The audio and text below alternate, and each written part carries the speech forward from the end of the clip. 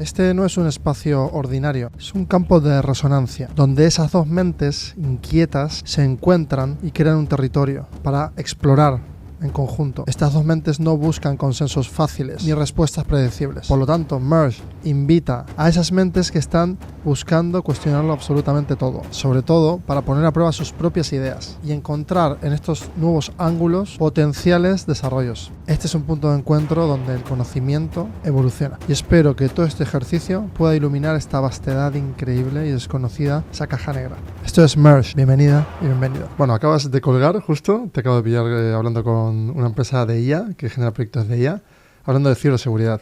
Sí.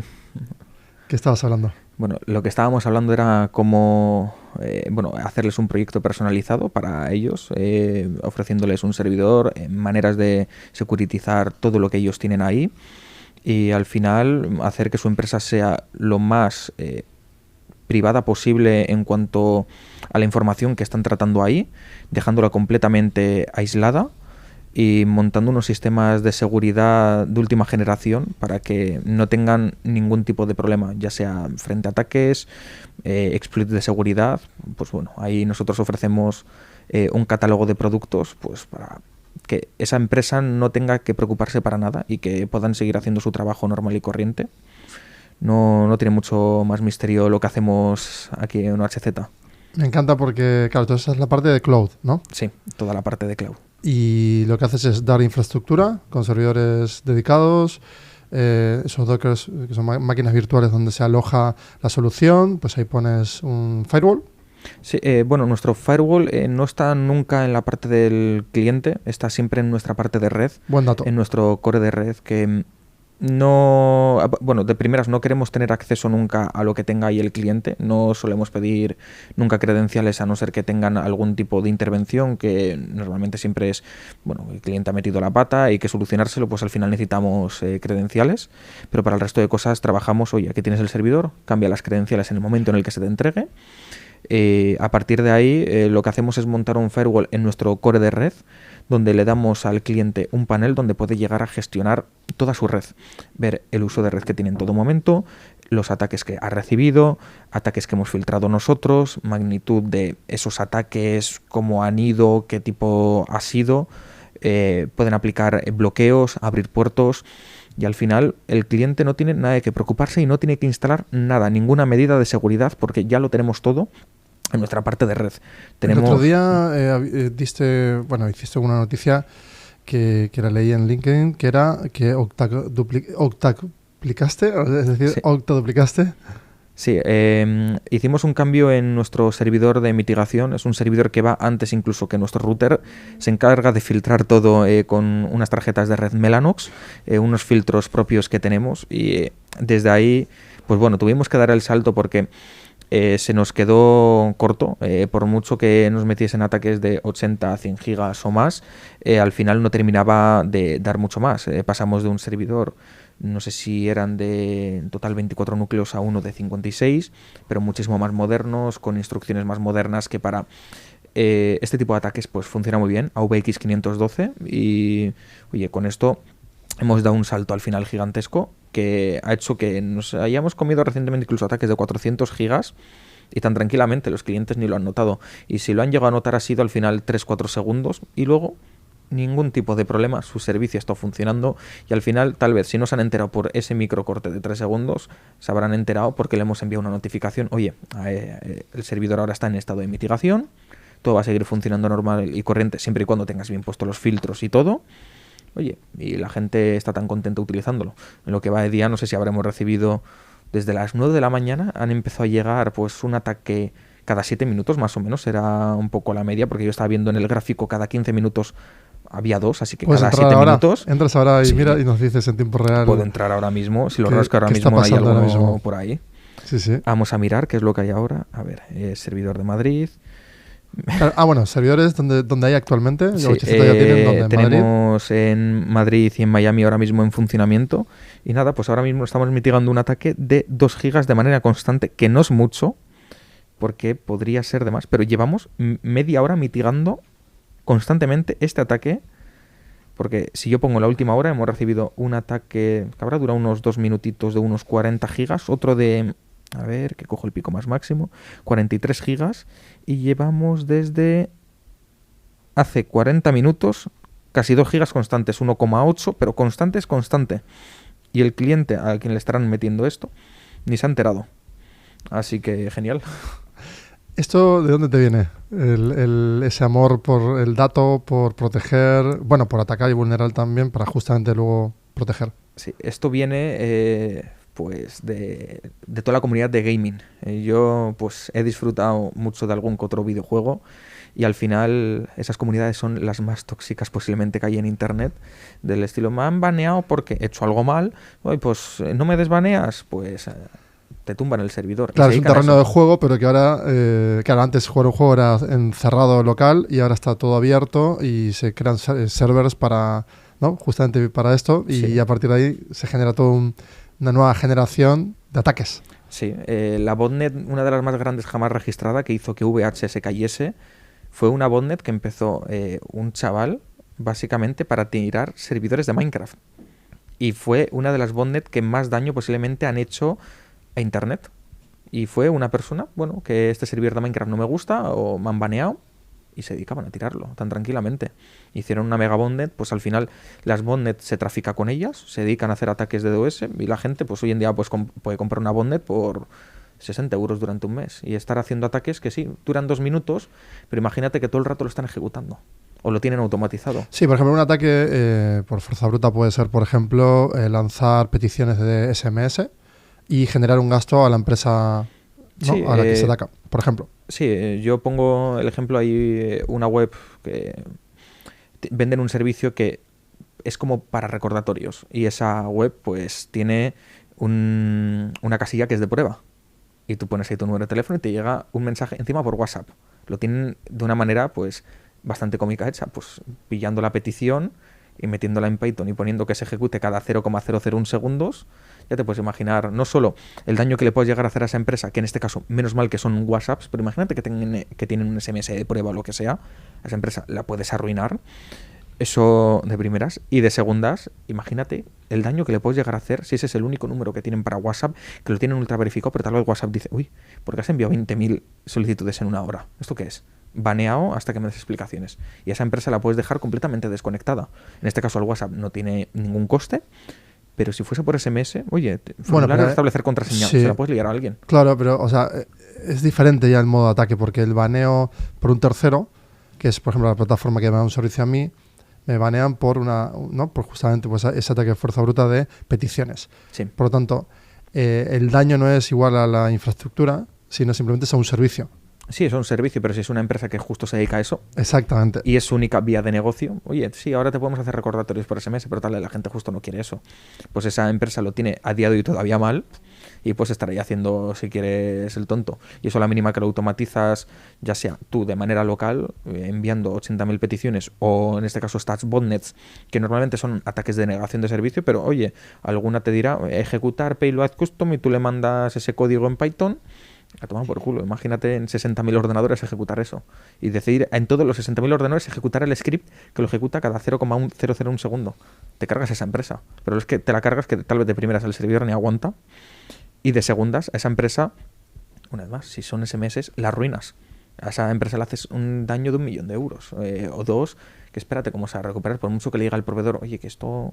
¿no? O tal vez se llegan a dar cuenta de que se han quedado sin créditos y ya está, pero... ¿Crees que hay muchas empresas que están ahora mismo expuestas a estar vulneradas? Sí, hay demasiadas. No sé qué es lo que tienen hoy en día, que invierten mucho en otras cosas, marketing, frontend, y luego el backend termina siendo un desastre donde lo puedes llegar a vulnerar, pues... modificando incluso una petición. Yo he llegado a ver, hasta en el caso de una web que llegué a ver, que dándole a inspeccionar elemento y no sé qué, y guardando ciertos parámetros, modificar parámetros que no se deberían poder modificar. Bueno, eso se puede hacer también con WhatsApp. Sí. Puedes cambiar mensajes simplemente cambiando... Sí, en WhatsApp la base de datos, en el momento en el que tienes un móvil ruteado o un iPhone con jailbreak, puedes editar tu base de datos e incluso pasar una prueba de peritaje. Sí, ese mensaje existe, está en la base de datos y tan tranquilamente se puede llegar a hacer. Qué bueno que ahora existe Probatia de Unai Tapia, que lo vas a conocer en el IATON que haremos. Justamente él hace eso, ¿no? Pruebas periciales para los juzgados, en donde puede detectar ese pin, o sea, generar pins dentro de imágenes, bueno, de rastro de huella digital, justamente para que eso no pase. Pues estaría muy bien ver cómo lo hacen, incluso darles ahí una prueba de una base de datos y decir, Eso te iba a decir, un buen hacer mix. Un dump de mi móvil completamente. Molaría, y revisar esto en WhatsApp a ver si, oye, qué es lo que termina ocurriendo ahí, porque bueno, yo creo pues le propone cuando lo conozcas. Sí, lo voy a hacer. Yo creo que para fotos es casi lo más sencillo al final de detectar si se ha añadido una foto, se ha modificado lo que sea. Es que fíjate, ahora están con lo de la Dana, están con el tema de juicios y demás, y bueno, hubo un perito fiscal en la parte de imagen, y esa imagen parecía que no fue alterada, que bueno, es un tema de ese juicio de que Amazon había entrado no a tal hora por el tema del aviso de la Dana, que era el máximo responsable de esto, y que no se sabía dónde estaba, y de repente aparece 8 y pico posterior ya al evento de la propia Dana. Y hay una foto de una cámara de seguridad, y claro, y no se puede todavía determinar si era real o no. Decían que era ficticia, pero muchos dicen que no. Entonces, que para una foto yo creo que al final termina siendo lo más sencillo. De primeras, no sé si se ha mandado eso por WhatsApp, si es directamente sobre la foto. Al final termina habiendo incluso muchas herramientas. Se puede llegar incluso a calcular bien, pues si es una cámara de seguridad, que se supone que pone una fecha y esa fecha pues no está, mirar siempre comparándolo con fotos más antiguas, aunque lo suyo sería directamente, aquí tienes el vídeo bruto de lo que ocurrió esa misma tarde y listo. Yo creo que eso sería lo más cómodo. Pues ahora lo alteraron. Sí, lo alteraron, pues sí, lo más seguro es que lo hayan podido alterar. No deja de ser coger eso, pues si lo haces ahí con mucha precisión, puedes llegar a añadir que el texto esté por encima. Y bueno, como tal, ¿qué manera tienes de demostrar? La única manera que tiene de demostrar es dar el vídeo entero y darle gracias si aún así no se ha modificado. Tema de red. Entonces, volviendo a red, que es tu expertise, donde tienes ahí como mucho foco. Así en grandes rasgos, ¿cómo sería la mejor arquitectura para montar en una empresa pyme que quiera estar como protegida y demás? Pues tema red suele ser bastante complicado porque cada empresa al final necesita una cosa u otra. Tal vez con una empresa de que tú les pongas una especie de mini firewall local, si lo quieren por ejemplo en una oficina, o al final si quieren trabajar todo, oye pues no queremos tener nada en la oficina, que esté todo en una empresa externalizada, por ejemplo ya sea en nosotros o en cualquier otro proveedor cloud, que es lo que necesitan. La gran mayoría de empresas piensan en muchas ocasiones que necesitan un firewall o que un firewall por software le puede llegar a servir y que el servidor hasta pueden poner un ordenador en la oficina. Sí, yo te digo, adelante, hazlo. El problema es que nadie está teniendo en cuenta una cosa. Pues tal vez ese firewall te sirve para bloquear todos los países o lo que sea, o meter rate limits si te hacen más de 10 peticiones. Ok, lo puedes hacer y posiblemente te puedas salvar de muchas, pero hay una cosa que nunca te va a salvar, que es un ataque de denegación de servicio. Te hacen un ataque donde te están metiendo, por tu fibra de 1 giga, te están metiendo 20 gigas, ¿qué haces? Estás perdiendo el 90% del tráfico porque el puerto de red está todo el rato a tope. Y tú en ese momento estás sin internet, el router posiblemente ni te aguante, metas el router que metas o el firewall que metas. ¿Qué vas a hacer si tu canuto de red es de 1 giga y te están metiendo 20? Estás completamente desconectado. Lo suyo es tener todo fuera y en una empresa al final que tenga pues al final buena capacidad de red, del estilo con puertos grandes, que aunque te metan un ataque grande o lo que sea, que no termines, tal vez sí que notes cortes, porque eso al final la gran mayoría de las veces no puedes llegar a solucionarlo, pero que sí que, oye, que por lo menos que el servicio no esté caído o que la gente pueda llegar a detectar. Tarda un poco más en cargar la web, sigue funcionando, al final es lo importante. Y gran parte de los proveedores pues ya te dan, que tienen buen equipamiento de red, pero tal vez no filtran el tema de los ataques. Oye, pues tal vez si te meten un ataque de 1 giga, lo puedes llegar casi a dropear. Oye, si el servidor tiene puerto de 10 gigas que tú has contratado y te meten un ataque de 1 giga, lo puedes dropear. Si, eso sí, tú te tienes que instalar el firewall o lo que sea. Si te meten ya un ataque de 11 gigas, estás fuera. ¿Tema de Cloudflare? O sea, ¿qué estuvo pasando con Cloudflare? Lo que estuvo pasando con Cloudflare es que, Cloudflare es un CDN, gestionan, gran parte de Internet pasa ahí. Sí, la gran mayoría. Sí, la gran mayoría por Cloudflare. Si estábamos hablando de que en España más del 30% de los dominios estaban pasados por Cloudflare de alguna manera. Y si están pasados, al final no es un dominio de una panadería que no necesita nada, sino que suelen ser webs ya más o menos medianas, no webs pequeñas. Y ahí lo que se detectó, bueno, que también ciertos servicios maliciosos estaban utilizando Cloudflare pues para ocultar. Yo creo que no era incluso más por ocultar, sino por el simple hecho de dar red de mejor calidad, porque tú puedes hacer que un proveedor que tiene muy mala conexión, pues si tiene buena conexión con Cloudflare, luego tú te conectas a Cloudflare para que ese servidor te dé su señal. Y en este caso, pues la red de Cloudflare hay que decir que es una red no de 5 estrellas, de 6. Es de lo mejorcito. Tú miras con quién tienen red y todo el mundo, cualquier operador pequeño quiere conectarse con Cloudflare por el simple hecho que es tráfico gratis. Si tú te conectas directamente con Cloudflare, vas a mantener buena calidad de red y está muy bien, al final, el servicio de Cloudflare. Y, bueno, ciertas denuncias le han dado a una empresa privada la potestad de decir qué webs están permitidas y qué no, o qué IPs se pueden acceder y cuáles no. Directamente lo que están haciendo es bloquear rangos gigantescos de IPs. Hay rangos en los que hay millones de IPs y dicen, bloqueamos este rango. A los 3 minutos lo desbloqueamos, bloqueamos otro. El problema es que Cloudflare van rotando las IPs. Tú ahora accedes, te da una IP y tal vez tú accedes del móvil y te está dando otra IP para esa misma página web. Al final son IPs compartidas entre millones de personas, pero ¿qué es lo que hace si bloqueas uno de los servicios más grandes del mundo? Que al final te vas a terminar cargando cosas que no tienes que cargarte. Yo he estado viendo bancos que se han quedado con alguna que otra caída, incluso patrocinadores de esta empresa que se está dedicando a hacer estos baneos, también caídos. Y yo, pues muy bien, yo no creo que esas empresas vuelvan a patrocinar eso, pero es lo que han estado haciendo. Cloudflare tiene un servicio muy bueno, hay que decirlo, y te da incluso la protección básica y eso, gratis, y que para la gran mayoría de webs sirve. No necesitas pagar para utilizar Cloudflare y funciona muy bien. Pero bueno, tiene este problema ahora mismo. ¿El housing que hacéis, en qué consiste? Sí, el housing consiste en que nosotros tenemos un rack, ya sea en Interxion o en cualquier otra ubicación, y alguien nos dice, oye, tenemos aquí un servidor dedicado, no lo queremos poner en la oficina, pero queremos que el hardware sea nuestro, y en vez de contratárselo a otra empresa, le decimos, oye, queremos mandarte este servidor al centro de datos. En este caso nosotros le damos red, obviamente electricidad, y de esa manera pues van a tenerlo pues con una redundancia eléctrica, una red de calidad. Es lo que ofrecemos. El hosting suele ser más barato que comprar un servidor, pero hay que tener en cuenta varias cosas. Que en el caso en el que nosotros alquilemos un servidor a una empresa y se rompa un disco duro, suele ocurrir, todos los días se terminan rompiendo cosas, nosotros nos hacemos responsable en menos de 2 horas. ¿Vale? Y si esa persona tiene al final SLA garantizado, en 1 hora o menos tiene el reemplazo funcionando sin ningún tipo de problema. Pero en el caso en el que sea hosting, se me ha roto el disco, es la empresa la que ha enviado el servidor, tiene que comprar la pieza, enviarla, nos llega a nosotros al centro de datos, mandamos a un técnico, que eso sí se va a hacer lo más rápido que se pueda, y listo.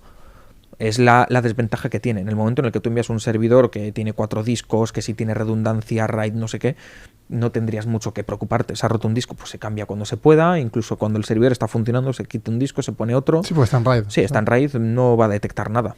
Pero si llega a ser, en este caso, que han mandado solo 2 discos sin RAID ni nada y se ha roto algo, pero una vez más, no puede ser que... No siempre suele ser que se rompa un disco. Se puede romper... el procesador, que es muy poco probable porque nunca he visto como tal un procesador roto en lo que llevo de tiempo, pero oye, se puede romper un ventilador, se pueden romper al final muchas cosas, o que una fuente de alimentación termine reventando, pues también ocurre. Por eso los servidores suelen llevar también 2 fuentes de alimentación. ¿En Bilbao vais a tener en Vizcaya?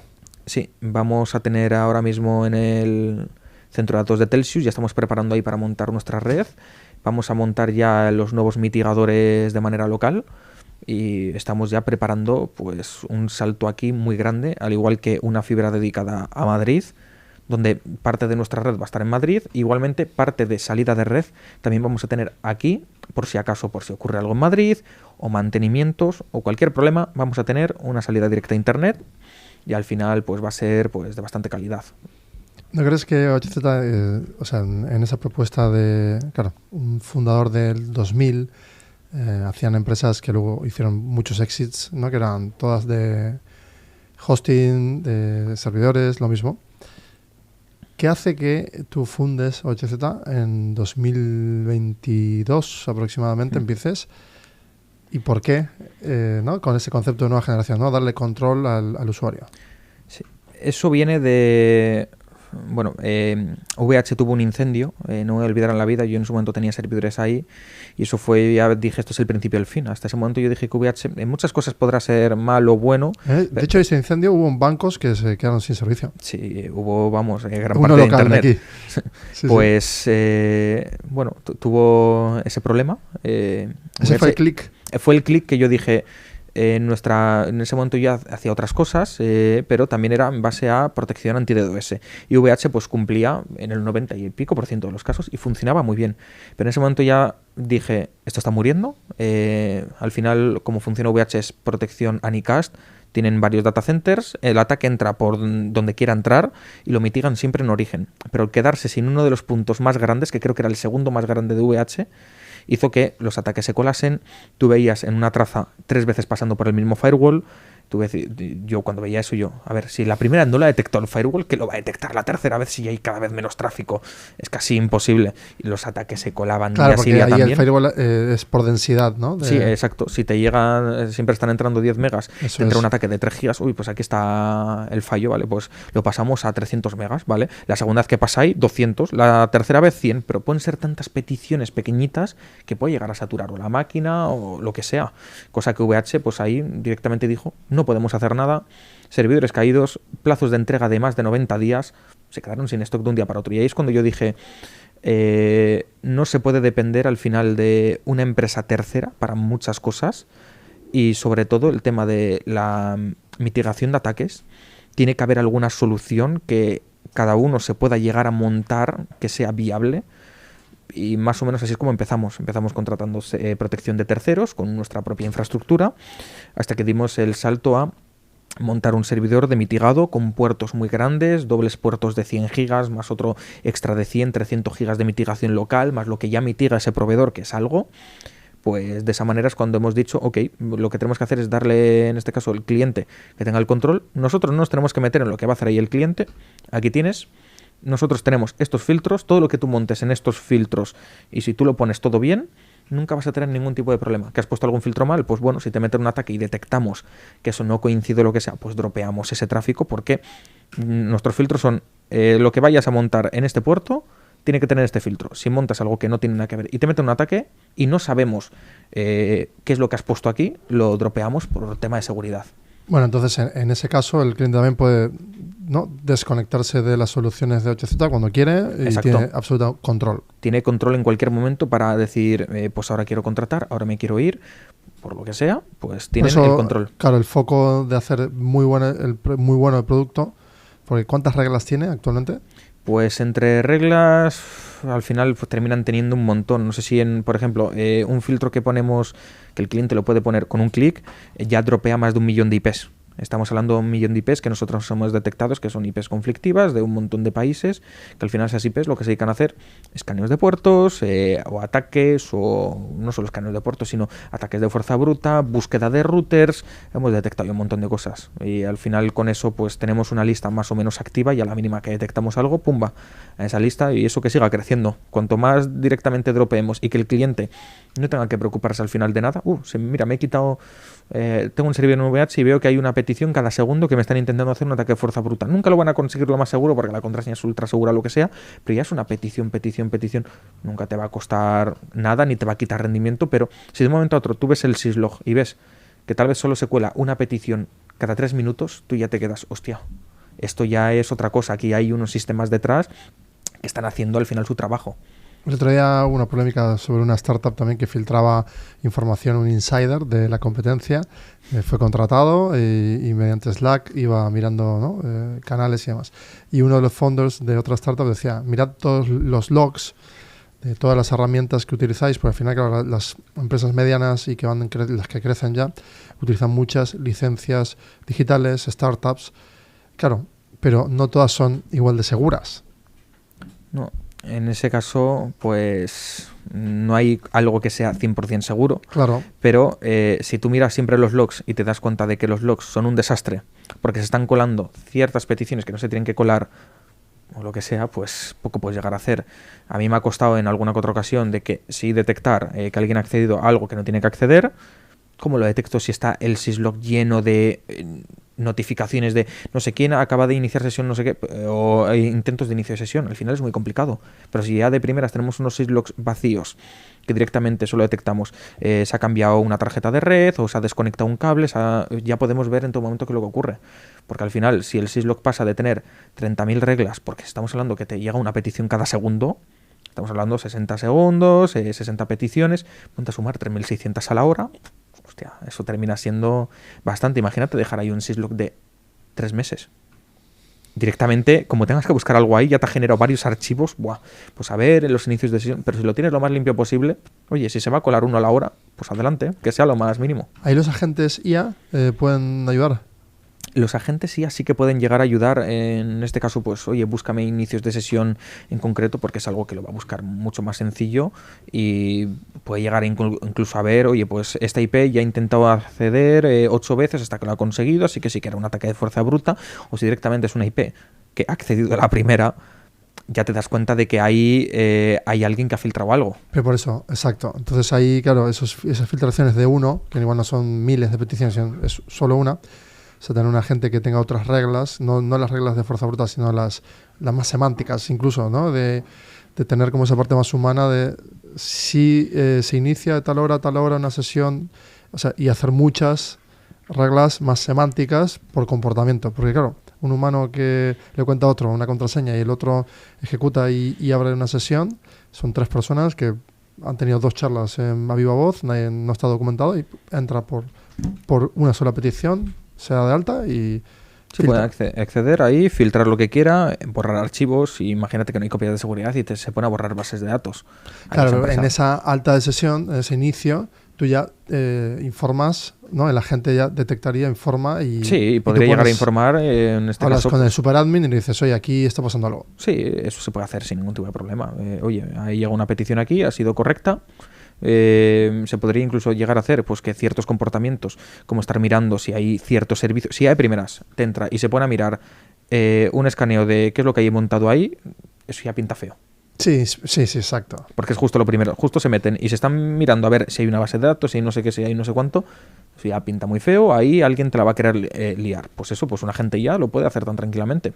Esto para startups en crecimiento, por ejemplo, ¿no? Que igual no están tan foco en ampliar equipos y no tanto en la seguridad, que es bastante normal que pase esto.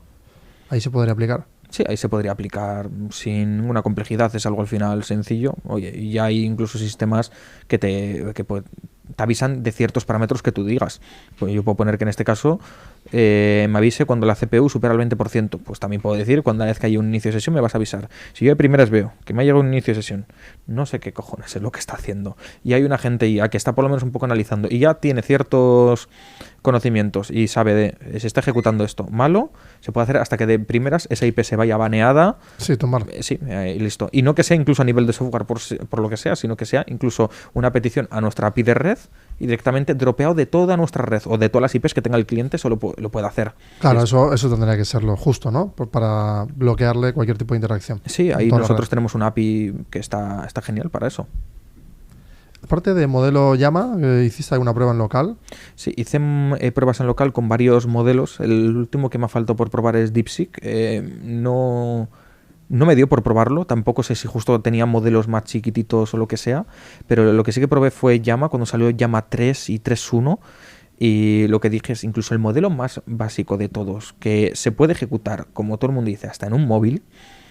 Es que me parece una pasada. Yo le hacía incluso preguntas complejas y me las respondía bastante bien. Eso sí, cuando ya era una pregunta muy grande, con mucha información o léete aquí hay ciertos documentos, directamente me decía que nanay. Y la única manera que tenía de ejecutar que me haga eso era con CPU, porque mi tarjeta gráfica pues no tenía la suficiente memoria para eso. Tardaban minutos en hacerlo, sí, pero lo respondía. Y eso yo en todo momento dije, hostia, esto... Hay camino ahí, ¿no? Hay camino, sobre todo para ser open source. Lo bien que razona y todo, sí, está siempre un nivel por debajo de GPT, pero... Y ahora con un Mac Mini, por ejemplo, que te haces 4 conectados y ya tienes para... Por ejemplo. Sí, ahí lo que ha hecho Apple con el tema de esta memoria unificada y encima que se puede hacer un clúster solo con unos cables Thunderbolt, me parece una maravilla. Conectas 4 y una te pones a locura. ejecutar ahí lo que quieras. Y en todo momento yo he dicho... Y en local, Y sobre en todo. local, encima, tú lo tienes ahí de manera local. Coño, al final Apple ha hecho, sin querer, un sistema que es incluso mucho más barato que comprar gráficas y al final te termina haciendo lo mismo. Volviendo a 8Z, entonces, siendo 8Z de nueva generación, o sea, ¿tu visión cuál es? O sea, si sigue creciendo, estáis teniendo más y más clientes, tanto en B2C como en B2B, en cloud. Entonces, ¿qué ves de diferencia entre las estructuras de la anterior generación con esta de nueva generación? La de anterior generación se centraban la gran mayoría en montamos un cPanel, tenemos un marketing agresivo, vamos a donde sea, precios hasta a veces caro, para venderte un web hosting. Pero era lo único lo que iban, web hosting. Nuestro negocio principal no es el web hosting, ¿vale? Es un negocio que está ahí, porque tiene que estar al final, alguna que otra empresa lo requiere, o algún que otro colegio, como no lo tienen contratado, pues lo tienen, y es un servicio al final pues bastante sencillo. Pero nosotros a lo que vamos es a servidores dedicados, VPS, que es al final nuestro día a día, y con eso es lo que buscamos es, aquí tienes esto, tú eres el dueño de todo lo que tú ejecutes ahí, tienes libertad absoluta para hacer lo que te dé la gana, me da igual lo que montes. Tú te puedes montar ahora mismo ahí, como si quieres, tu propio cPanel para hacer tu propio hosting. Oye, pues tenemos personas que nos tienen contratados servidores para montarse sus propios hosting o vender VPS con nuestra protección, sin ningún tipo de problema. Que son resellers. Sí, básicamente, sí, una especie de reseller. Ellos se encargan de dar todo, así que en cualquier momento también se pueden ir de OHZ, pero llevan años ahí y no se quieren mover porque por están ejemplo, encantados. servidores de videojuegos. Sí, empresas que justo están dedicadas a vender servidores para videojuegos. ¿Por qué? Porque nuestros filtros son tan buenos y justo es en el peor mercado el tema de los videojuegos. Y cómo hemos hecho todos esos filtros y eso, al final hemos ido al mercado más hostil de manera indirecta, porque nunca hemos ido de manera directa a decir, oye, queremos servidores de videojuegos. Nosotros damos servicios a otras empresas que se dedican a hacer esto, a vender servicios. Y hay para mucho videojuegos. youtuber ahí, ¿no? Arriba de eso. Sí, hay mucho youtuber que termina necesitando un hosting para lo que sea y al final, ¿dónde se tienen que ir? Pues hay empresas tal vez en España que se dedican al tema de protección muy específica para videojuegos. Hay 4 y al final 3 de ellas terminan dependiendo de nuestra red. Así que solo queda otra que es completamente independiente. Y esto va a evolucionar, ¿no? Como mercado también, porque claro, cada día son sesiones más grandes de estos servidores y los canales son más grandes. Sí, exacto. Hemos pasado de hace muchos años que, por ejemplo, videojuegos o servidores de estos de roleplay que no superasen los 100 jugadores, ahora ver servidores de roleplay donde hay 700 personas todo el rato. Y esas 700 personas descargando add-ons cada vez que te conectas, dando incluso servidores que ocupan 5 gigas. Cada vez que alguien se conecta tiene que descargarse 5 gigas de información. Ponte ahí a multiplicar por toda la gente que se conecta. Tiene mucho por evolucionar también, todo ese mercado, ¿no? Porque, o sea, tener que descargar, esperar tanto tiempo como para poder jugar la partida, sí, eso irá avanzando. Sí, irá avanzando. Ahora dentro de lo que cabe, la única ventaja que tiene es que hoy en día ya casi todo el mundo tiene fibra óptica y descargarse 5 gigas al final termina siendo unos minutos. No hay mucho de qué preocuparse ahí. Y poco más. Sí que vi que muchos servidores estaban utilizando Cloudflare para cachear eso, pero era justo partido. Sí, sí. Claro, el Cloudflare no lo hemos dicho, pero lo que hacen es banear en los horarios de fútbol porque la licencia del fútbol está, ¿no? O sea, es la que gobierna este tema. Sí, es la que gobierna este tema y es la que está haciendo, pues al final, bloqueos injustificados. Que nos bloquearon incluso una IP, los de la liga. Y me tocó hablar con Movistar y yo, oye, este bloqueo ha acabado ya los partidos, no sé por qué se ha bloqueado. Encima era una IP que no estaba en uso. ¿Qué es lo que ha pasado aquí? Y me dicen, ha sido un error.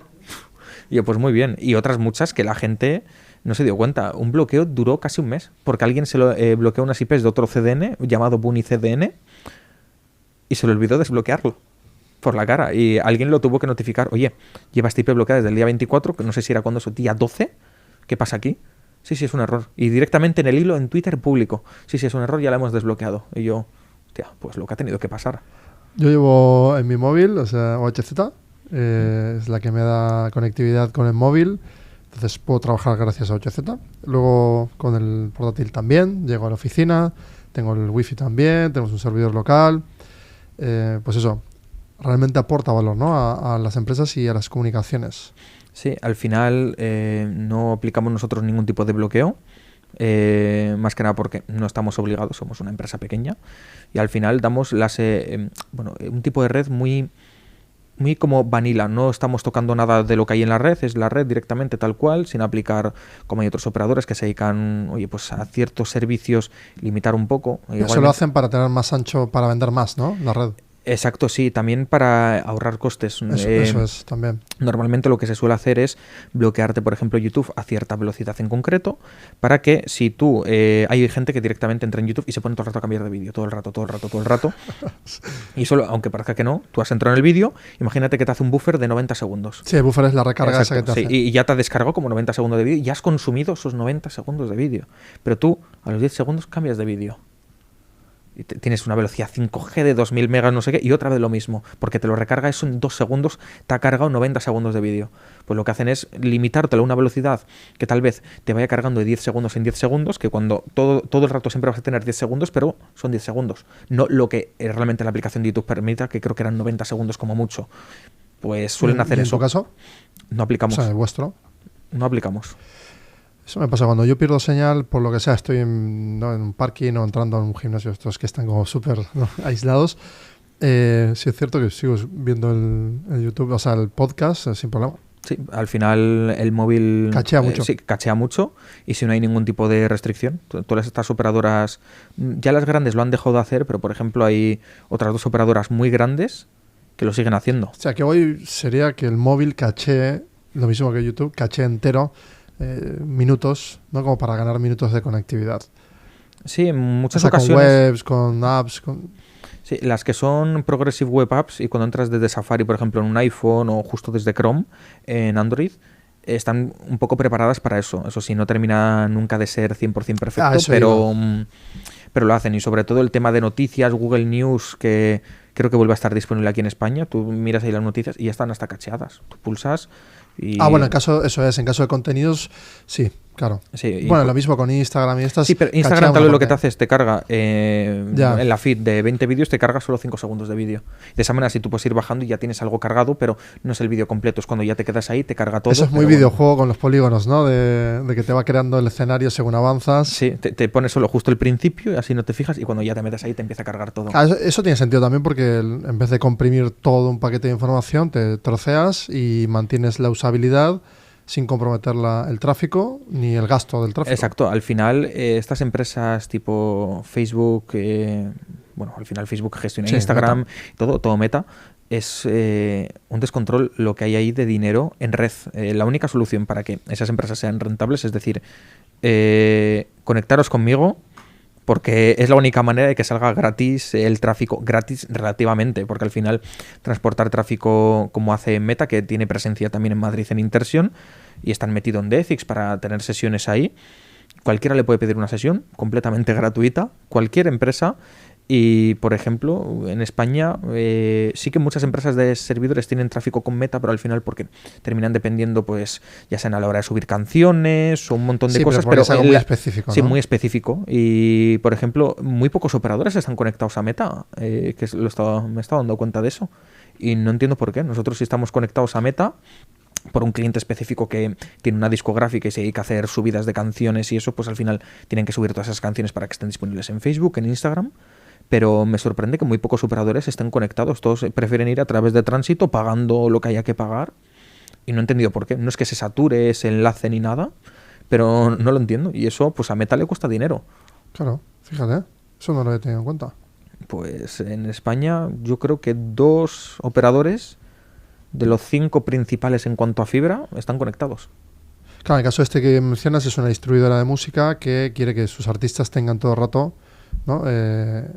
Sus canciones dentro de la plataforma, porque también trocea para utilizarlas en Reels, No, más que nada, es una discográfica normal y corriente, también es distribuidora. Tú tienes una canción, tú te registras en su página web y subes la canción y ellos se encargan de hacer el delivery a todas las cientos o miles de plataformas que hay al final de música. Y una de las más importantes al final, aparte de Spotify, Amazon Music, Apple Music, termina siendo que esté disponible en TikTok, en Instagram y en todas esas opciones. Tipo DistroKid, ¿no? Que sí, hay, sí. Tipo DistroKid es básicamente lo que hacen, pero bueno, dando unas condiciones mucho mejores y sobre todo un soporte en condiciones. Y justo necesitaban pues una red al final de calidad con todo el mundo. Pues tenemos un enlace privado con AWS, tenemos una sesión privada con Google, con Meta, Y con TikTok no tenemos sesión privada porque ya están en este caso en el IX y ya tenemos directamente red con ellos, pero oye, en un futuro podríamos llegar a tener acuerdo privado de peering sin ningún tipo de problema y funciona todo genial. Y eso es tráfico al final gratuito, digamos. Hemos tocado IA, hemos tocado la parte telco también. ¿Cómo ves ahora el estado de las empresas de nueva generación tipo HZ? ¿Ves otras? ¿Hay un cambio generacional? Por un lado sí que veo un cambio generacional, pero tampoco es justo me he metido a ver qué es lo que se está haciendo. Yo llevo desconectado de muchísimas cosas mucho tiempo. Yo voy un poco a lo mío. Yo sé que es justo lo que hay en mi sector, pero tampoco estoy viendo que haya empresas de mi sector que estén evolucionando mucho como lo tendrían que hacer. Estoy viendo que están apareciendo empresas, sobre todo de IA, día sí día también, que la gran mayoría, todas que van de empresas un poco independientes, terminan cayendo al final siempre en los brazos de OpenAI. Al final pues no queda otra de depender de ellos porque son líderes en eso y en muchas cosas necesitas una precisión muy buena que no te la da ninguna otra solución y terminas dependiendo de ellos. Pero por un lado, oye, aquí se necesitan yo creo que empresas que también hagan sus propios algoritmos de inteligencia artificial, aunque sea basándose en otros. Coger ahora mismo todo lo que hay de Llama y hacer un reentrenamiento de todo eso con ciertas cosas muy específicas y en eso hacer su propia solución. No están intentándolo para lo sencillo, que al principio es lo más barato porque pagas solo por token, pero al final cuando ya has pagado muchos tokens ya te das cuenta de que más barato hubiese sido coger una tarjeta gráfica y empezar ahí a trabajar de manera local. Entonces, o sea, en esa recomendación lo que estás viendo que para empresas de nueva generación que hacen foco en tu generación en IA sobre todo, o sea, en telco muy poco, ¿no? O sea, y ciberseguridad casi nada. En ciberseguridad pues seguimos con lo mismo, al final. Por eso, que de nueva generación... Nada, ahí no estoy viendo nada. El tema de las telecomunicaciones pues siguen igual que hace años. Claro, en IA sí que es cierto lo que dices tú, que claro, primero, por defensibilidad, crear un modelo propietario sería ideal, pero al inicio, para no tener que invertir, tirar de OpenAI como un servicio commodity, sí estaría bien. O sea, es decir, al principio y luego ya saltar a un rack local. Exacto, pero en muchas empresas tal vez al principio pues no cuentan con el suficiente presupuesto o lo que sea y tampoco tienen justo el suficiente tiempo por el simple hecho que están desarrollando pues una herramienta que la tienen que poner al final en producción lo más rápido posible para ganar clientes y que la empresa pueda subsistir, pues no les queda otra. Pero muchas empresas sí que estoy viendo que, oye, han conseguido eso, ya tienen clientes, están funcionando. Lo único que están ahí es ya, venga, vamos a empezar a recibir dinero, vamos a seguir evolucionando esto, pero nunca van a ir a por... ahora hay que, mientras esto está generando dinero, hay que dar un giro completamente para... Oye, sí, es una inversión de dinero, pero al final eso va a hacer que termines ganando el doble o el triple. Por el simple hecho que pasas de pagar unos gastos mensuales a OpenAI a no pagarlos. Y al principio, bueno, si son 20 o 50 euros en tokens, si tú lo estás revendiendo al final, esa solución, por varios miles de euros, sin ningún tipo de problema. Pero... Sí, aparte porque el reentrenamiento en algunos temas, por ejemplo, si es solo texto y son temas específicos que ya la propia empresa va realimentando con más conocimiento de sus propios usuarios, ese refuerzo, si es en local, va a tirar de menos token, de menos procesamiento. Porque al final se van a repetir respuestas. Exacto, se van a repetir respuestas, ya podrían estar incluso cacheadas la gran mayoría de ellas. Eso iba, luego hablando de cachear, exacto. Sí, pues en eso no hay problema. Que esa es la evolución natural, creo yo, ¿no? Que va a haber muchas más empresas con modelos propietarios pequeñitos, con mucho refuerzo, y que eso sea como la propiedad intelectual de la propia empresa, ¿no? De que no tenga conexión, o sea, que no esté conectado afuera. Sí, exacto, coger una IA, en este caso open source, entrenarla con lo que tú le quieras entrenar y al final si son para cosas básicas pues, te lo podrías llegar incluso a correr en un Mac Mini y listo, y con eso empezará a funcionar y que toda la empresa funcione directamente con la potencia de un Mac Mini. Sí, con uno o con cuatro, con un hub, cuatro, ¿no? Sí, con pero incluso con uno podría llegar a sobrar. Sí, en realidad con uno ya se puede, sí, es cierto eso. Y con DeepSeek que consume menos también. Sí, sobre todo. El único problema, habrá que ver qué tipo de respuestas te da eso. Si tú le preguntas de quién es Taiwán, ya sabemos lo que te va a responder, en vez de que sea lo que tiene que responder. ¿Cómo ves el futuro de aquí a 5 años? Aparte de que las empresas de IA tengan que tener ese giro de estrategia a todos.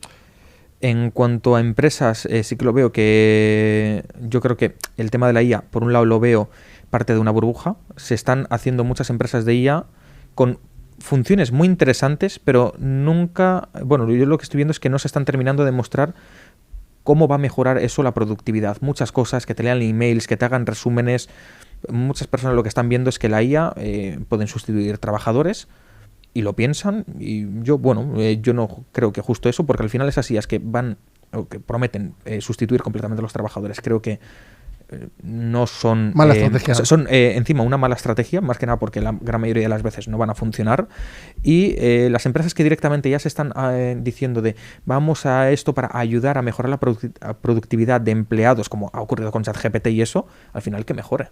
Y en ese tipo de empresas sí que veo mucho más futuro, y las pocas empresas de IA, cuando esto yo creo que en algún momento va a terminar reventando, eso sí, no van a morir tanto como ocurrió con las .com, que se fueron casi todas. No, estamos hablando de que sí que van a sobrevivir muchas empresas de IA, pero yo creo que serán el 30% más o menos del estilo que van a sobrevivir, y que se van a convertir en opciones muy interesantes y sobre todo en gigantes tecnológicos. No solo que se van a quedar ahí, ser medianas pequeñas, no, que van a ser muy grandes, pero el resto se van a quedar atrás, o por no decir que... Sí, bueno, va a ser como las nuevas pymes hormonadas igual, ¿no? Sí, que al final es eso. Nuevas pymes que se lo van a montar bien, y sobre todo yo creo que muchas de esas van a ser las que van a apostar por hacer sus propios modelos.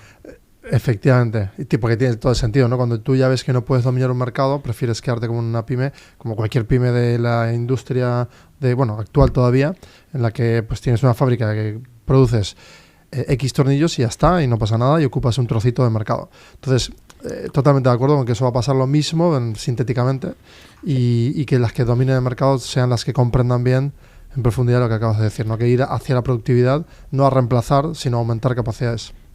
Yo me acuerdo con estas IAs al principio que salieron de generación de fotos, no me acuerdo cuál era el nombre, que era open source. FreePic.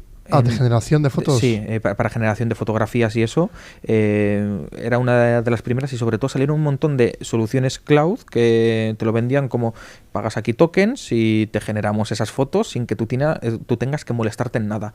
Y había un montón, pero al final de esas solo quedan como 4 o 5 que han sido las que luego sí te dan la opción de usar todavía ese modelo gratuito, pero han hecho sus propios modelos. Esas empresas han evolucionado a decir, oye, pues hemos hecho unos modelos propios que para algunas cosas, sobre todo, esas empresas se dedicaban a generar millones de fotos al día. Al final, la gente utilizándolo completamente gratis, pues estaba genial. Es que ahí lo veo claro, lo que dices tú de los modelos en silo, ¿no? O sea, todos esos silos son soluciones muy concretas, quizás se abaraten para que no... O sea, si una pyme, por ejemplo, una pyme en la que estamos, usamos 20 herramientas para un proceso, ¿no? Total de una empresa, yo que sé, imagínate, es crear, fotos, luego retocarlas, esa foto luego rescalarla y esa volverla vídeo, volverla con audio, un spot, por ejemplo en el caso de MediaTek, y todo ese proceso utilizas 6, 7, 10 herramientas que son cada una de modelo propietario, que hacen muy bien lo que hacen, pero no lo hacen todo en general. Y ahí está el humano, todo roto, ¿no? Como refinando y utilizando las que elige. En ese total se implica ese gasto, que sería lo que hoy actualmente es mover hardware, ¿no? De un sitio a otro, llevar una cámara, dotarlo todo de la parte artística, pues todo eso se elimina, pues se traduce a el uso de esos modelos propietarios para refinar la calidad. Entonces tiene todo el sentido lo que dices, porque no tiene sentido ir a un modelo generalista que la calidad nunca va a ser la que tú esperas, aunque se intuya que por refuerzo tenga más dato, es menos reforzado porque es menos específico. En cambio, el modelo que sea específico de algo muy concreto te lo va a dar de 100 de 100. Entonces le dices, dame esto y te va a dar eso que quieres. Y aumenta la velocidad. Entonces veo como esos procesos van a ser muy supervisados por humanos, obviamente, pues como lo obvio, pues no sé por qué andan diciendo que se va a reemplazar todo. Y aparte porque luego depreca muy rápido. O sea, tú montate en Make o en N8N un workflow, falla algo, y si no hay un humano que está ahí esperando a mirar... A mirar qué es lo que ha pasado, nada. Nada, o sea, todavía no hay una AGI que esté ahí vigilando todos los procesos. Sí, siempre va a haber ahí gente, pues al final sí que se van a simplificar, yo creo que muchas cosas, de que va a necesitar pues menos supervisión humana, pero sí, la supervisión humana tiene que estar ahí. A día de hoy la inteligencia artificial flipa mucho, sobre todo ya se ha visto con ChatGPT, que tú le dices algo, ¿te acuerdas esto no sé qué? Y te va a decir a veces que sí, aunque tú nunca se lo hayas dicho y tenga la memoria esa, se inventa las cosas. Por lo mismo, porque no puede, al no poder, o sea, al ser generalista no puede tener el específico, puede haber mucho error que, vamos, será mucho más difícil de detectar. En cambio, en un modelo propietario la memoria está ahí, la tienes, exacto. La indagas y no es fácil de encontrar el dato. Sí. Bueno, pues hemos hecho un buen repaso de todo. ¿Quieres dejar algo así como una idea clara de por qué creaste HZ o simplemente por dejar un mensaje? Sí, de mensaje... las herramientas que cada uno a día de hoy puede llegar a tocar son herramientas al final sencillas, pues para generalizar, vender masivamente, pero al final donde esté algo que tú te lo haces en casa, te lo cocinas lo máximo que puedas y eso termina siendo mucho mejor antes que coger un servicio de un tercero. Todo lo que tú sea, con coger un proveedor y montar ahí tu propia infraestructura en un servidor dedicado y todo eso, antes que, oye, pues directamente comprar un web hosting ahí independiente, en muchas ocasiones no es más caro montártelo todo por tu cuenta y te va a dar en cualquier momento el control para, oye, si a ese servidor le sobran recursos, nunca se sabe qué es lo que vas a querer hacer. Tal, tú dices, necesito una página web para cosas mías y tú dices, oye, pues tal vez un web hosting, esto me cuesta de 4 euros 10, pero bueno, en estos 10 euros puedo hacer más cosas. Nunca se sabe cuando incluso una persona, oye, pues me monto una página web para mi personal y dice, me apetece montar un servidor, por ejemplo, de Minecraft para jugar con mis amigos. Tú no quieres tener en tu casa abierto ni servidor ni nada, tú le dices, lo monto en esa VPS sin ninguna complicación, o todo, plan, todo lo que tú sea, que al final tengas un servicio donde puedas tener el máximo control y sobre todo que la empresa no te diga qué es lo que puedes hacer o qué puedes dejar de hacer, sino que tengas libertad para hacer lo que quieras, es lo mejor. Eso es verdad, porque también en Apime ahora estamos nosotros empezando a automatizar procesos, por ejemplo, en base de datos, pues crear workflows para revivir clientes o para, bueno, lo que sea, ¿no? Diferentes workflows. Tenerlos dentro de un servidor, pues es clave, justamente porque si la persona que automatiza se va, pues ahí queda todo, ¿no? Y también lo tienes en un lugar físico donde lo puedas cuidar, proteger y tener medido. Sí. Muy guay, pues me ha encantado. Me parece que 8Z está, bueno, claramente ya tiene indicadores, ¿no? Green flags, porque hacéis muy bien la parte de ciberseguridad, todo lo que es servidores, migración también, ¿no? Sí, hemos hecho incluso migraciones bastante tediosas de ser de un día para otro, donde había muchas cosas que podían salir mal y al final todo lo que tendría que haber salido mal, no ha salido mal, se ha migrado todo sin ningún tipo de problema, incluso sin haberles avisado, oye, ya está migrado, sino ya se ha migrado. Ahí lo tienes. El tema ahí es que si falla algo en telecomunicaciones, bueno, en todo lo que es información, el cliente es como muy exigente. Muy paciente, sí. A día de hoy pues pueden llegar a pasar 1000 cosas. Estamos hablando de que vayan a hacerle una instalación a tu vecino, te desconectan a ti, otra empresa, es que mi empresa no me hace ni caso, no sé, no, tu empresa lo que tiene que hacer es mandar un técnico ahí lo más rápido posible, pero también hay que mirar disponibilidad de los técnicos. Al final suele ser algo bastante sencillo que en muchas ocasiones se suele retrasar y sobre todo, oye, tampoco... yo al principio sí que me quejaba, es que mi operador ahora hay cortes, lo que sea. Al final ya he visto todo lo que hay detrás y al final es bastante común esos cortes que suele haber. En la pandemia tuvimos 2 caídas de Movistar generales que fueron bastante grandes y al final pasó lo que pasó, que la red no daba. Bueno, luego también van cambiando antenas, Sí, se van cambiando antenas, las van fusionando, se van cargando a veces antenas, incluso en actualizaciones de software suele ocurrir, que ya he estado viendo alguna que otra que me han informado, una actualización de software, la antena deja de funcionar y tiene que ir alguien ahí físicamente a cambiarla. Sí, pero ahí es curioso porque claro, tú esperas todo cero latency y en realidad, o sea, yo he vivido, me acuerdo, conectándome con RJ45, entonces claro, la cantidad de 1 minuto y medio, 2 minutos y ahí esperando, para nada, simplemente para conectarme. En cambio ahora, ver que tarda 2 segundos de más, tampoco no tengo ningún tipo de ansiedad. Pero sí que es cierto que hay una especie de sesgo, ¿no? De que esto no funciona, ¿no? Cuando ya no tienes la latencia, o sea, esos milisegundos que tú ya estás acostumbrado, como parece ser como que no va como tú quieres. Sí, o que va más lento y qué desastre es esto, pero al final es algo que termina ocurriendo a todas las operadoras. Comparemos desde 2012 aquí, 2015. Ya los saltos que ha habido. Ahora con el 5G por la calle, es increíble. Incluso el 4G Plus, ya lo he dicho, el 5G por un lado me parece innecesario, pero el 4G Plus, oye, fue en su momento maravilloso. Vodafone vendiéndote cuando eso, red de 400 megas, 500 megas, ríete tú de eso. Antes de cerrar, claro, pues ahora cuando venga todo el despliegue de... Bueno, ahora están en pugna, ¿no? Toda la parte esta de los servicios de Starlink. Bueno, hay diferentes empresas que están apuntando a dar servicio satelital. De hecho, ya Apple te da ese servicio si te quedas sin cobertura. Tienes acceso a emergencia satelital, por tanto ya ¿no? Todo el mundo puede salvarse en cualquier sitio porque ya que eso no existía hace nada. Cuando venga el merge de los dispositivos en AR, realidad aumentada, vinculados ya con la geoposición en tiempo real con 0 latencia, o sea, eso va a ser una transformación brutal. Cuando llegue, quiero decir, no sé cuándo. de primeras, para que eso llegue, solo va a llegar en sitios muy específicos. Ciudades grandes, ¿no? Ciudades grandes, y solo va a haber 2 en España, que es Madrid y Barcelona. El resto hay que olvidarse. ¿Por qué?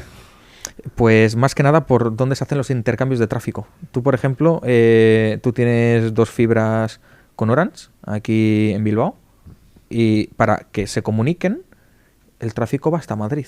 Y se comunican en Madrid, en vez de que se comuniquen aquí de manera local. Pero eso es algo que hay que resolver. Porque eso es algo que hay que resolver. Nosotros aquí tenemos estamos enchufadísimos y tenemos justo Sí, el pero nodo. aquí la única que lo hace es Movistar con Telxius. Y ahora también lo vamos a hacer nosotros cuando tengamos ahí presencia en Telxius, por eso mismo. Pero eso, por ejemplo, cuando tú quieres salir a, por ejemplo, Estados Unidos, aquí dice Movistar que tienes que volver a Madrid para ir a Bilbao y volver. Y tú dices, sí, ya estoy en Bilbao. Podría salir directamente. Pero son cosas que no quieren por alguna extraña razón. Al final también porque como que su red está muy centralizada en un punto y no es una red completamente descentralizada, que es, yo creo, lo que debería ser. Lo que nosotros estamos trabajando justo aquí con lo de Telxius es, nuestra red va a estar casi todo centralizado en Madrid, pero gran parte vamos a tener salida directa a Francia, a Estados Unidos, reduciendo tan tranquilamente en 10-15 de ping respecto a cualquier otra operadora. Antes sí que había una operadora que sí que hacía todo el intercambio aquí, o gran parte de lo que se podía. Era Euskaltel, ya no. Euskaltel desapareció esa filosofía de tener las cosas aquí y está ahora todo en Madrid. Hay retos. Hay retos y hay, pues, claro, un porque futuro yo hablaba muy ese ilusionante. Claro, eso es un futuro ilusionante justamente por eso, porque si todos los dispositivos van a evolucionar hacia integrarse, ¿no?, más en la metadata de realidad aumentada, pues vas caminando, pues quieres ver qué sitio hacia dónde vas, pues bueno, diferentes señaléticas digitales, bueno, todo tipo de interacción. La cuestión es que eso, si no está bien soportado por red, obviamente no... Exacto. Yo, por ejemplo, tema de IA, bueno, IA, sino en realidad aumentada, en todo momento lo que veo es que eso que nos han querido vender, que necesitas un internet de 5G o lo que sea, como te lo vendían ahí, que tú ibas con el móvil, ibas poniendo ahí en un monumento y te dice los datos del monumento, es que esto hasta con una velocidad 3G te lo puede llegar a hacer. Al final hay una inteligencia artificial fuera que te reconoce que es eso, y a veces ni eso, por el simple hecho que ya te ve dónde estás con el GPS, oye, pues era este monumento porque es el único que hay, y te da los datos. Eso es un poco marketing, pero sí que para otras cosas puede llegar a venir que los intercambios se hagan aquí de manera local.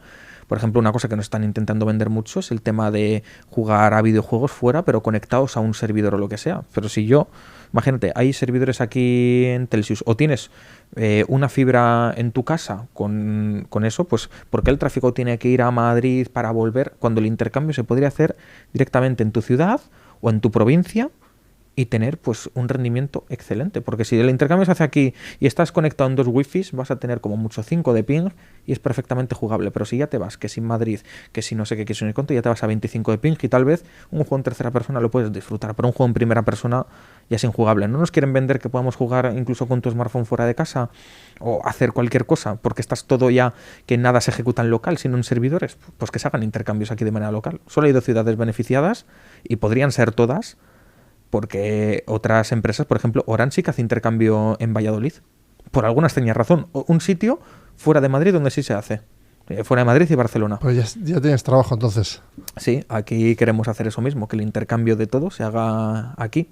Y en este caso, pues todo el País Vasco, pues de primero, que se haría aquí en Vizcaya, y a ver si en algún futuro también es posible en Álava y en Guipúzcoa. Y dar, pues, oye, pues el mínimo de latencia que se quiera tener. Muchas gracias por estar. Está muy guay lo que estás haciendo. Es curioso porque ¿qué años tienes? 22. Con 22 años esto no es lo habitual y creo que estás haciendo un gran curro y con mucha presión también porque estás levantando algo que es muy difícil de levantar. Es curioso. No deja de sorprenderme, la verdad. Sí, no, al final, vamos, solo dormir ahí sabiendo que en muchas ocasiones parte de cómo funcione todo, yo tengo que saber cómo funciona, bueno, cómo está el funcionamiento. Ahora, ¿no? Tengo muchos retos ahora mismo. ¿Documentar, por ejemplo? Sí, documentar todo para que cualquier persona pueda en cualquier momento coger el relevo. Y bueno, y de momento... Claro, porque a ti te gustaría tener un NOC activo, 24/7. Las 24/7, y que en este caso cualquier persona, pues... Bueno, puedes contar que es un NOC igual para quien no Sí, sepa. un NOC es un centro de observación de red, que están ahí todo el rato revisando, en este caso, pues gráficos. Imagínate, llega un ataque muy tocho 8 y nuestro sistema automático, que está todo automatizado, tenemos incluso unos modos de pánico, si vemos que está a punto de caer y no somos capaces de mitigarlo, lo mandamos a Black Hole, lo sentimos mucho por ese cliente, pero todo. Que sí, se le apaga todo a ese cliente, excepto Claro. tránsitos locales de conexiones con operadores locales, que eso va a seguir funcionando, pero el resto de cosas están completamente caídas. Y de esa manera, pues bueno, tenemos ciertos sistemas de pánico, pero de momento nunca ha sido que esos sistemas de pánico hayan fallado, o imagínate que en algún momento, por lo que sea, falla. No tenemos una garantía 100% de que va a ocurrir o que no va a ocurrir, y ahí sí que está bien que una persona esté siempre, las 24 horas, revisando qué es lo que ocurre. Solo mirar gráficas. Oye, que esto se ha ido de desmadre, vamos a mirar dónde viene. Sí, pues vamos a ver que un humano actúe. Claro, lo que decíamos antes, que siempre el humano en supervisión es clave también. Exacto. O sea, que da igual la IA, los cacharros que haya, siempre hay un humano detrás vigilando, cambiando cables, haciendo mucho trabajo que es invisible. Sí, siempre, por ejemplo, de momento la IA no va al data center a cambiarte los cables, que no es la primera vez que nos pasa. Cuando pasamos de 25 gigas al primer cable de 100 gigas, tuvimos que ir 2 veces a una tienda a comprar cables diferentes. Y eso la IA, te digo yo, que hubiese fallado incluso en qué cable habría que comprar. Es un desastre. Bueno, pues seguimos, haremos otro status más adelante, me irás contando qué tal va, si has conseguido estructurar y crear ese NOC, si has podido documentar bien y realmente estás, ¿no?, cediendo ese testigo a más personas, y bueno, eso, creciendo y haciendo el trabajo que estás haciendo, que a mí me encanta. Bueno, pues estamos en contacto entonces. Seguimos.